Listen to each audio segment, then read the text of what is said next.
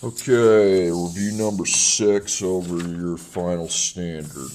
So the square root of 48, I got to simplify that once again. Going like this is not simplifying a square root. You should not do that at all, okay? So 48.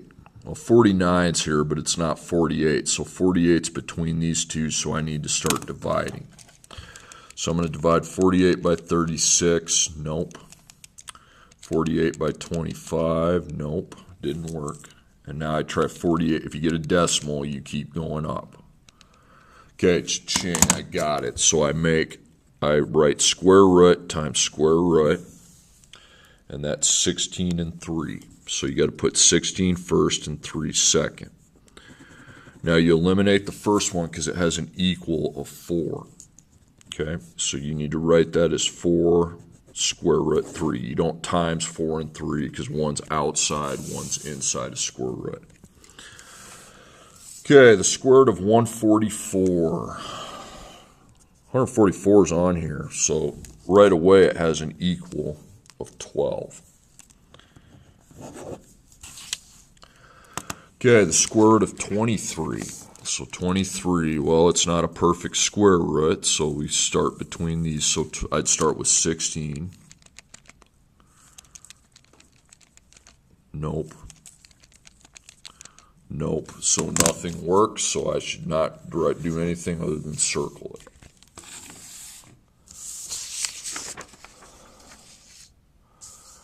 Okay, now simplify the expressions. The first one, there's no operations really. You just have a square root of 75 with some variables and some exponents. And this y would be to the 1 power. Okay, so I make each factor with its own square root. So the square root of 75, the square root of x to the 5th power, and the square root of y to the 1st power. Okay, now let's talk about the 75. Well, is it on here? Nope, it's not on the list. So I take 75 divided by 64. It's a decimal.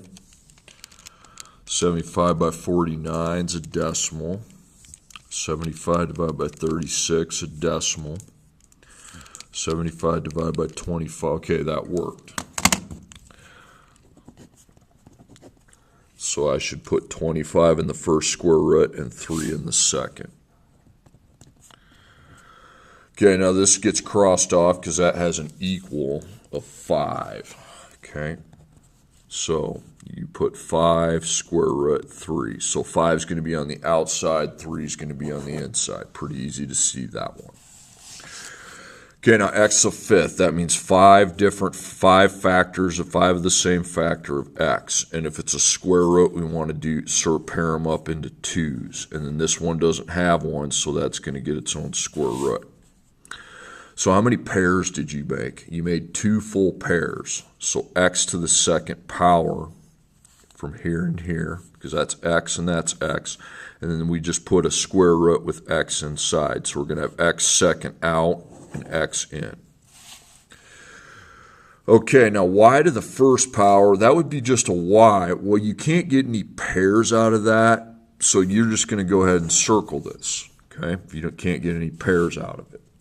Because you get 1y, there's no way to circle any pairs, okay, and that's going to be inside, in.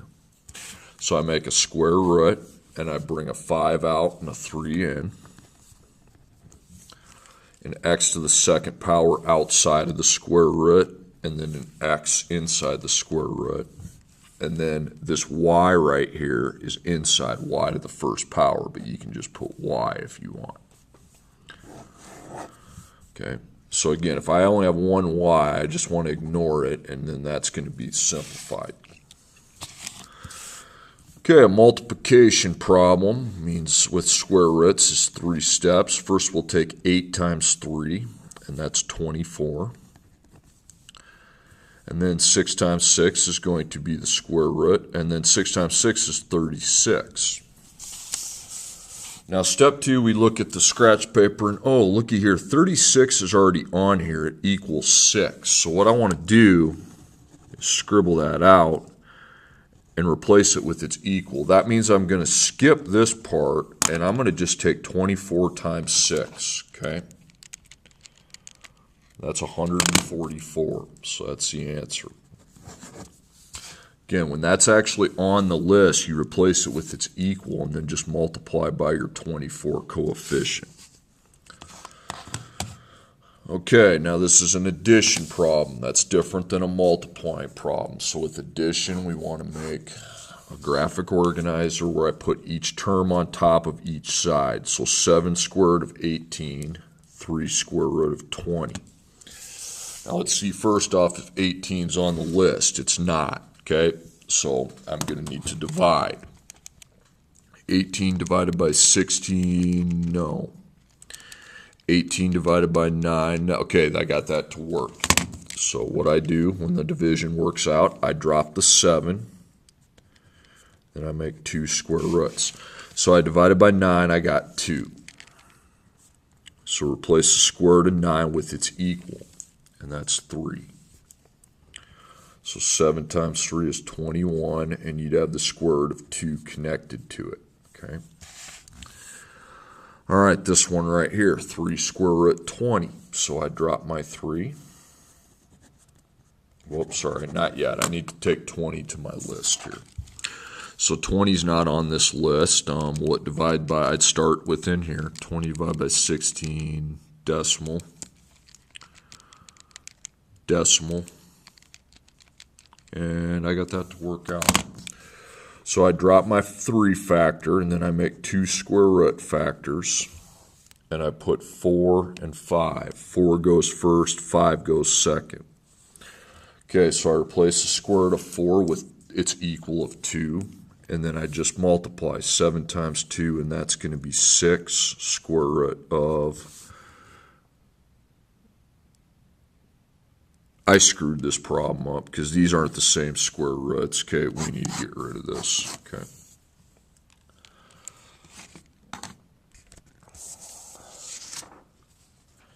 Okay, just forget the problem. Sorry. I wrote a bad one. Okay, next one. Identify the 3 trig ratios of the angle theta. So, sine, cosine, and tangent. So, with sine, you put O over H. Cosine's going to be A over H. And the tangent's O over A. Now we got to fill these in with numbers, actual values. So here's my right angle. Across from that's H, and that's 34. So I replace all my H's in this with 34. Okay, now here's my theta symbol. So here's my theta. Put your pencil on that and go across from it, and that's O. So O is 12. All my O's are 12. So I know my sine's 12 over 34, but I don't know the other two completely because I don't know the A.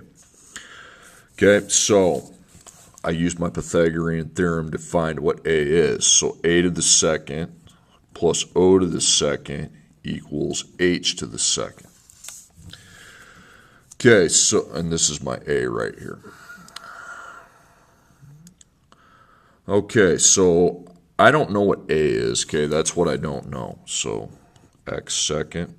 Now go find your O on the triangle. It's equal to 12, so 12 to the second.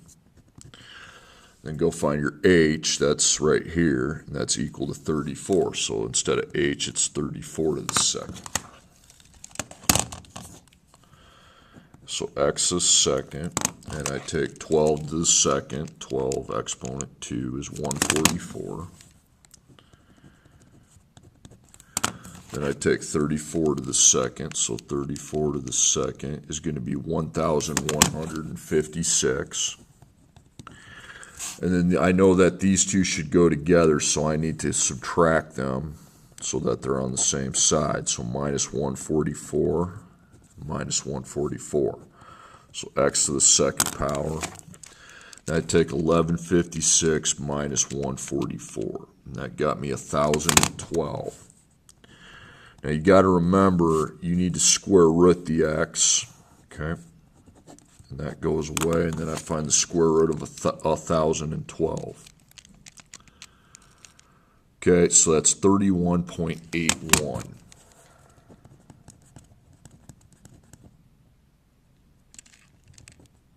Sorry, x equals 31.81.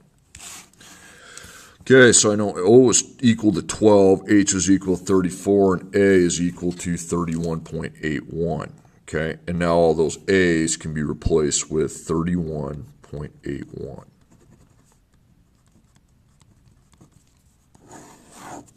There you go. Okay, then my last problem. Find the three sides and three angle measurements of the triangle. So here's our sides, here's our angles. So let's see what we know about the sides. So opposite the right angle, that's the hypotenuse, and I don't have a number outside of that side, so I don't know that. Okay, now there's no theta sign, so I use 45 degrees as my reference angle. And put your pencil on that, go across from that, and that's your O. So O has 17 units with it, so that's 17 for the O. And then the third side, the A, that doesn't have anything outside with it either. So I only know one of the sides as opposed to knowing two of them right away. So instead of the Pythagorean theorem, you need to use ratios, line equals line. Okay, now what are the two, and by the way, put your reference angle in parentheses, the 45 on the first ratio in the numerator. Okay. Now, A and H are the two things I don't know. So A we'll find here and H we'll find here. Just make sure they're separated. And then the O I know is 17, so I'm put O and O, because I want to use the side I know with the side I don't know. Okay, so A and O, well, it wouldn't be sine, wouldn't be cosine, it would be tangent. So tan, then a 1 goes under it. And that's going to be O over A. Okay, I look down here and I know O is 17. And A I don't know, so that's going to be the X variable. Now here's my X right here. So I want to circle the diagonal on the other side, in the other diagonal that doesn't have the X. So I'm going to write 1 times 17, or 17 times 1, and then divided by, not by X, but by the tan of 45. So that's what I need to punch in on my calculator. 1, just like that. 1 times 17, or 17 times 1, and then divided by tan 45. Okay. All right, that gave me 17. All right. So A is 17. Okay, so if O is 17, okay, O and A are the same thing. That's okay. Okay, H and O. Well, that would be sine because that's O and H. So sine. Okay, and then O, H. Okay, and O I know is 17, so we can take that out, put 17 in, and H is the one I'm trying to figure out, so that's where my X is at. So again, here's X, so the opposite diagonal pits 1 and 17, so 1 times 17 divided by sine 45.